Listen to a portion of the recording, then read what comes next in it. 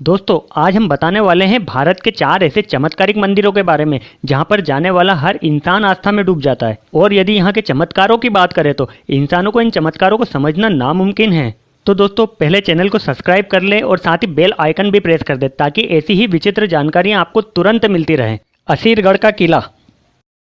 मध्य प्रदेश के एक जिले बुरहानपुर से लगभग 20 किलोमीटर की दूरी पर स्थित है एक गांव असीरगढ़।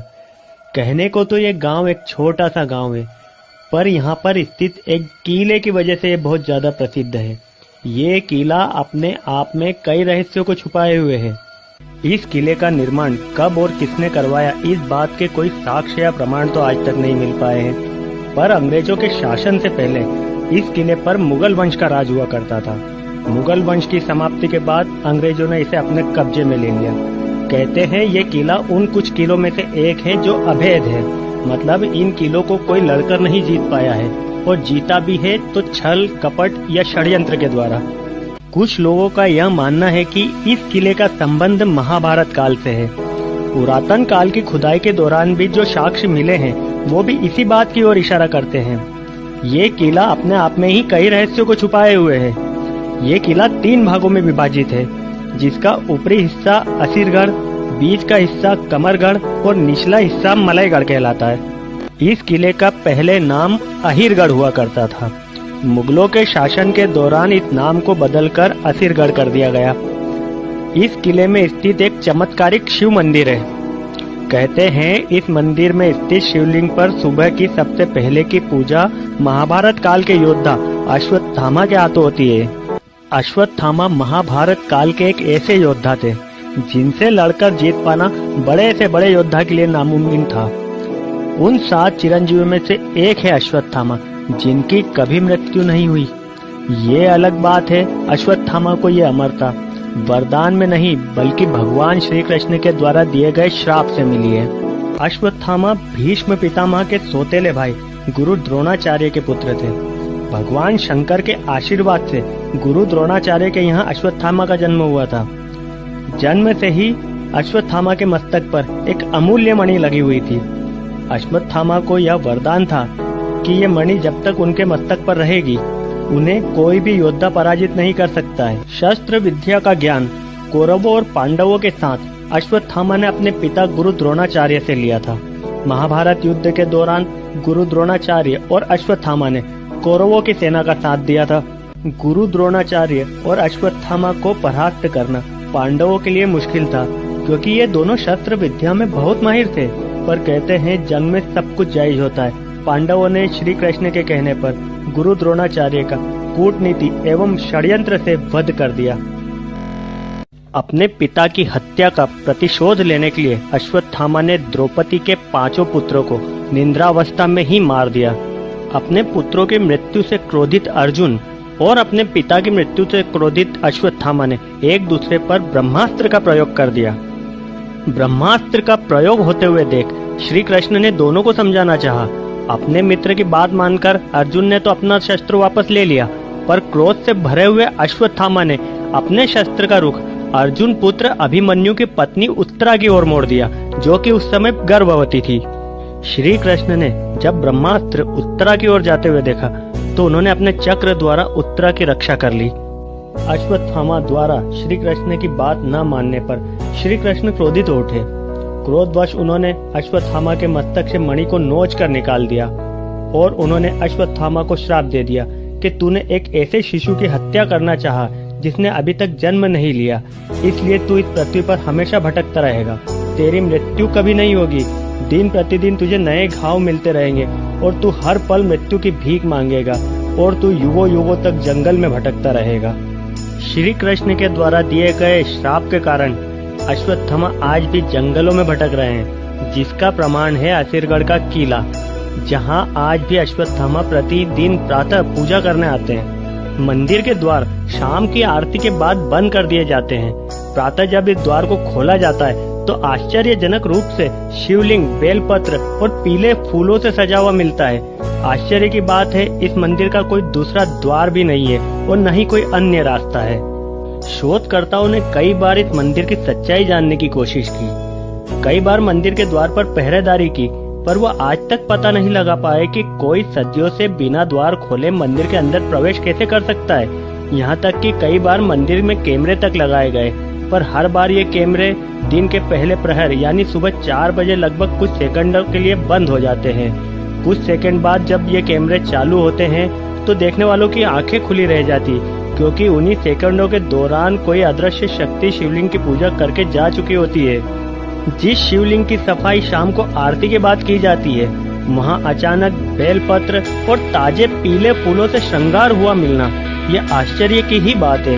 स्थानीय लोगों के अनुसार अश्वत्थामा शिवजी के परम भक्त थे और अश्वत्थामा ही मंदिर में शिवजी की सबसे पहले पूजा करने आते हैं। कहते हैं अश्वत्थामा किले में बने तालाब में प्रतिदिन सुबह स्नान करते हैं। आश्चर्य की बात है दोस्तों, किला इतनी ऊंचाई पर होते हुए भी इस तालाब का पानी आज तक किसी भी मौसम में कम नहीं हुआ है। कहते हैं अश्वत्थामा प्रतिदिन शिवलिंग की पूजा करके अपनी मृत्यु के लिए प्रार्थना करते हैं। वहाँ प्रत्यक्षदर्शियों का कहना है कि वहाँ के जंगलों में अश्वत्थामा को कई बार भटकते हुए देखा है, जिसके मस्तिष्क में आज भी वह घाव ताजा ही है। दोस्तों, आज का विज्ञान शायद इन बातों को नकार दे, पर असीरगढ़ के किले में जाकर विज्ञान को भी घुटने टेकने पड़ जाते हैं। दोस्तों, दुनिया में मानो तो सब कुछ है और ना मानो तो कुछ भी नहीं। मानने वालों के लिए मन में कोई सवाल नहीं होते और ना मानने वालों के सवाल ही खत्म नहीं होते हैं। आस्तिक इंसान को भगवान पर सवाल करने की आवश्यकता नहीं होती और नास्तिक जीवन भर भगवान को नकारने में ही लगा रहता है। खाटू श्याम मंदिर। दोस्तों, महाभारत युद्ध को इतिहास का सबसे बड़ा युद्ध माना गया है, जिसमें कई योद्धाओं ने अपने प्राणों की आहुति दे दी। पर दोस्तों, इस युद्ध में एक ऐसा योद्धा भी था जो अपने एक ही बाण से इस युद्ध को कुछ ही पलों में समाप्त कर सकता था, पर श्री कृष्ण के ना चाहने पर वो युद्ध में हिस्सा नहीं ले पाया और इस युद्ध का सिर्फ दर्शक मात्र ही बना रहा। जिन्होंने युद्ध के एक एक क्षण का प्रत्यक्ष दर्शन किया वो थे पांडु पुत्र भीम के पौत्र बार्बरिक। जी हाँ दोस्तों, भीम के पुत्र घटोत्कच के पुत्र थे बार्बरिक, जो इस युद्ध को कुछ ही क्षणों में समाप्त कर सकते थे। तो चलिए दोस्तों, अब बात करते हैं बर्बरिक से खाटू श्याम बनने तक की कहानी की। महाभारत युद्ध से पूर्व 5 पांडवों को मारने के लिए कौरवों ने लाक्षा महल का निर्माण किया था। श्री कृष्ण की युक्ति के अनुसार 5 पांडव लाक्षा महल में लगी आग से तो बच गए, पर कई दिनों तक जंगल में भटकते रहे। इसी दौरान उनका परिचय हिडिंबा नामक राक्षसी से होता है, जो कि भीम को अपने पति के रूप में प्राप्त करना चाहती थी। अपनी माता कुंती की आज्ञा के अनुसार भीम ने राक्षसी हिडिंबा से विवाह कर लिया। विवाह के बाद भीम के यहाँ जो पुत्र हुआ वो थे घटोत्कच, और घटोत्कच के यहाँ जो पुत्र हुआ वो थे बर्बरिक। बर्बरिक अपनी दादी हिडिंबा के साथ ही रहा करते थे। एक राक्षसी होते हुए भी हिडिंबा ने बर्बरिक को राक्षसी गुणों से अलग रखा और उनका पालन एक योद्धा की तरह किया। बर्बरिक अपने पिता घटोत्कच एवं अपने दादा भीम से भी बलशाली एवं दानवीर थे। बर्बरिक माता सिद्ध के परम भक्त थे। बर्बरिक को ये वरदान था कि कोई भी योद्धा जब उनसे लड़ने उनके सामने आएगा तो उस योद्धा की आदि शक्ति बर्बरिक के शरीर में समा जाएगी और वो योद्धा शक्तिहीन हो जाएगा। माता सिद्ध ने प्रसन्न होकर बर्बरिक को 3 बाण प्रदान किए थे, जो कि निशाने को भेद कर बर्बरिक के तरकश में वापस आ जाया करते थे। महाभारत के युद्ध के दौरान बर्बरिक ने अपनी दादी हिडिंबा के सामने युद्ध में हिस्सा लेने के लिए अपनी इच्छा जताई। हिडिंबा ने बर्बरिक से वचन लिया कि वो इस युद्ध में कमजोर सेना का ही साथ देगा। अपनी दादी को वचन देकर बर्बरिक रणभूमि के लिए निकल गए।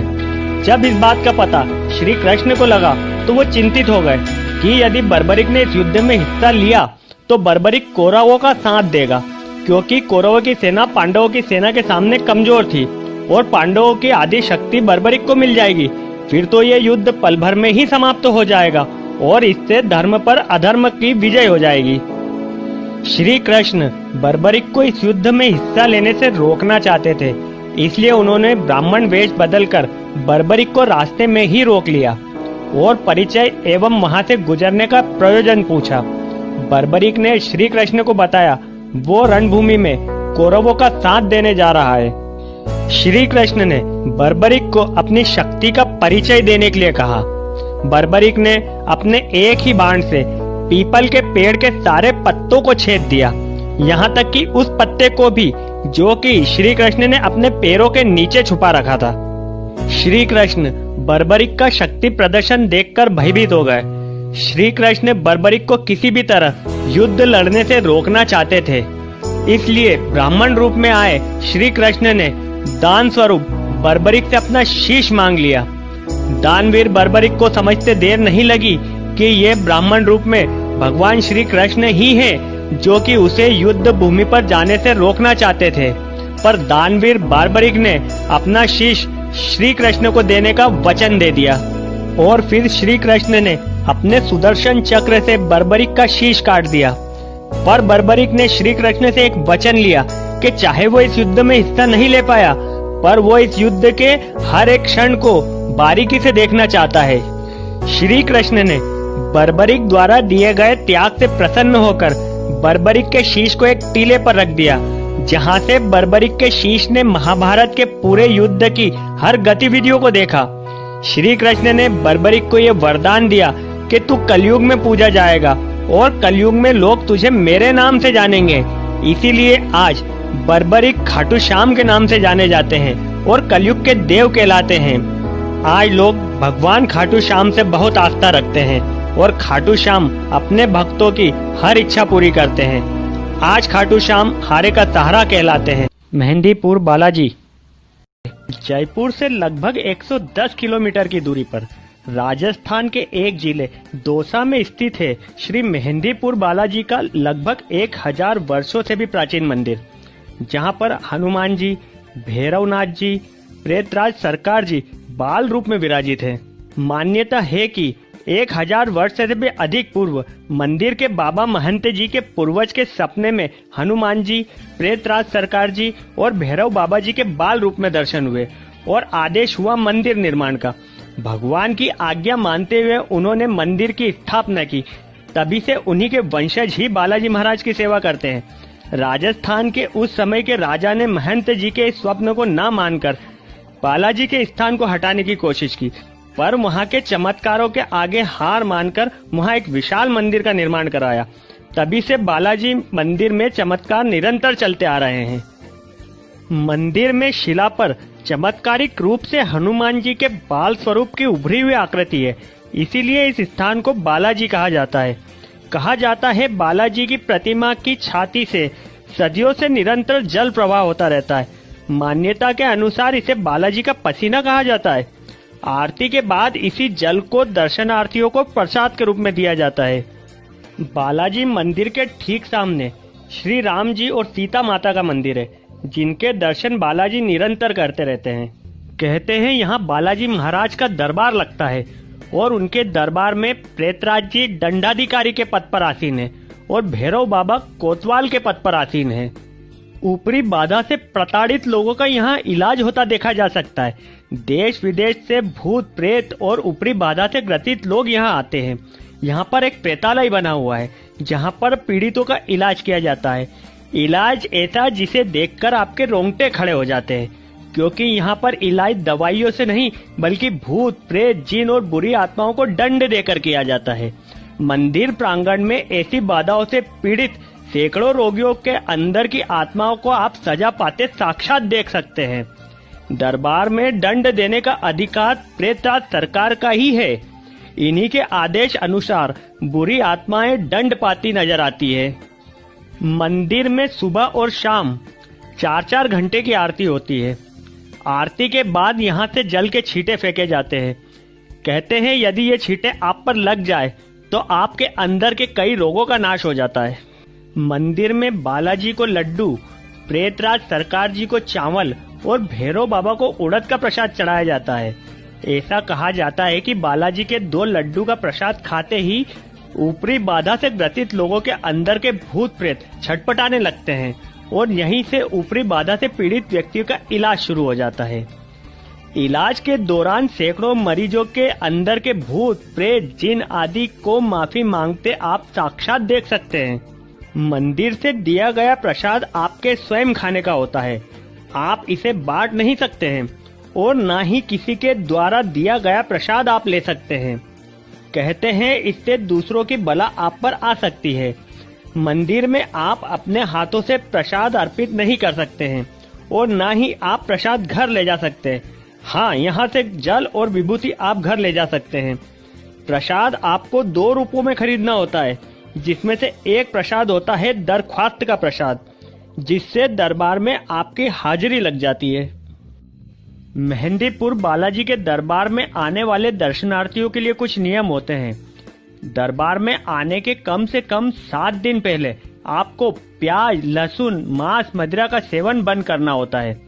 दरबार में वापसी की दरख्वास्त के देने के बाद आपको जितना जल्द हो निकल जाना चाहिए।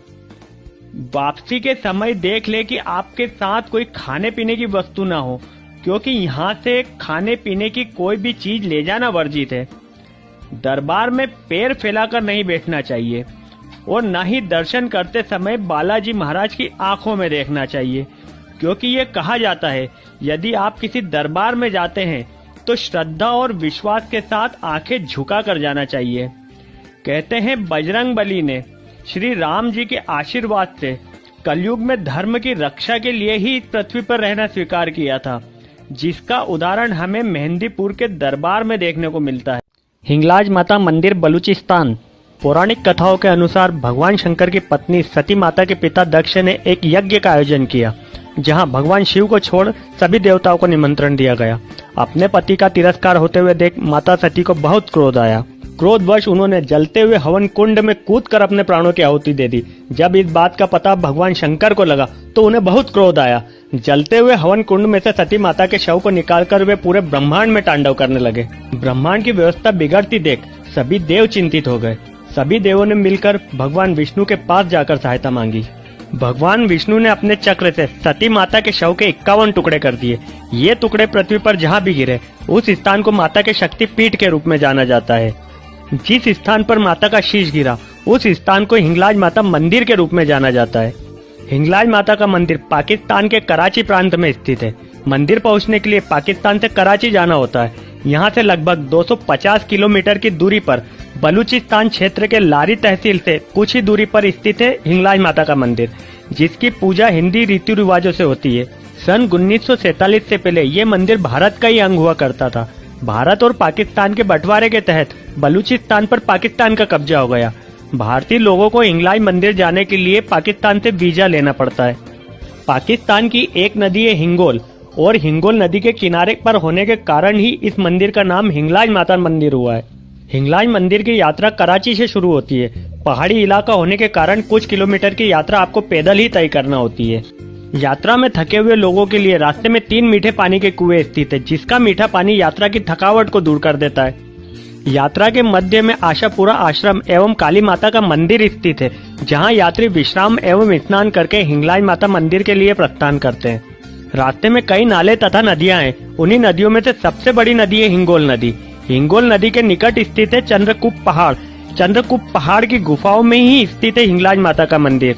माता के मंदिर परिसर में गणेश जी, भैरवनाथ एवं काली माता भी विराजित है। इसके अलावा निकट ही ब्रह्मकुंड एवं तीर्थकुंड भी प्रसिद्ध तीर्थ स्थल है। हिंदुओं का तीर्थ स्थान होते हुए भी मुस्लिम लोग भी इस स्थान से बहुत आस्था रखते हैं।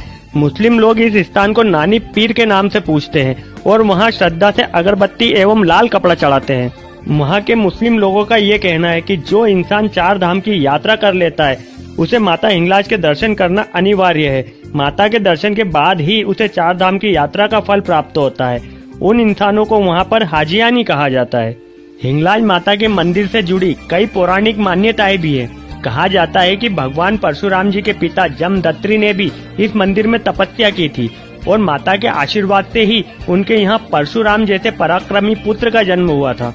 जब परशुराम जी ने इस सृष्टि से क्षत्रियों का नाश करना शुरू किया था, तब हिंगलाज माता ने ही परशुराम जी से क्षत्रियों की रक्षा की थी। तभी से हिंगलाज माता चारण वंश और क्षत्रियों की कुल देवी मानी जाती है। कहा जाता है कि जब भगवान श्री राम ने रावण का वध किया था, तब उन पर ब्राह्मण हत्या का पाप लग गया था। इस पाप को मिटाने के लिए भगवान श्री राम ने हिंगलाज माता मंदिर की यात्रा की थी। कहा जाता है कि हिंगलाज माता के दर्शन से आपके पूर्व जन्म के पाप समाप्त हो जाते हैं। कहा जाता है कि हिंगलाज माता ने एक समय पर प्रकट होकर कहा था कि जो भी भक्त मेरा चूल चलेगा उसकी हर मनोकामना पूरी होगी। चूल अंगारों से भरे 10 फीट के बाड़े को कहा जाता है, जिस पर चलकर भक्त माता को प्रसन्न करते हैं। ये चमत्कार ही है कि अंगारों पर चलने के बावजूद भी भक्तों के अंगारों का कोई असर नहीं होता है। मान्यता है कि हिंगलाज माता प्रतिदिन प्रातः यहाँ बने कुंड में स्नान करने आती है। मान्यता यह भी है कि प्रति रात्रि माता अन्य देवी के साथ यहाँ रास खेलती है और सुबह होते ही सभी देवियां हिंगलाज माता के पिंड में विलीन हो जाती है। माता के मंदिर में वैसे तो लोगों का आवागमन लगा ही रहता है, पर नवरात्रि में दर्शन करने का बहुत बड़ा महत्व बताया जाता है। मंदिर गुफा के अंदर स्थित है और यहाँ पर कोई दरवाजा भी नहीं है। दर्शनार्थी एक रास्ते से दर्शन करते हुए दूसरे रास्ते पर निकल जाते हैं। विश्व में कुछ ही ऐसे मंदिर है जहाँ पर धर्म और मजहब मायने नहीं रखते। उसी का उदाहरण है हिंगलाज माता का मंदिर, जहाँ हिंदू, मुस्लिम एवं सिंधी लोग आकर एक हो जाते हैं। तो दोस्तों, मेरे द्वारा दी गई जानकारी आपको कैसी लगी कमेंट्स में जरूर बताएं। वीडियो को लाइक करें और ज्यादा से ज्यादा शेयर करें। इसी के साथ मुझे इजाजत दें। नमस्कार।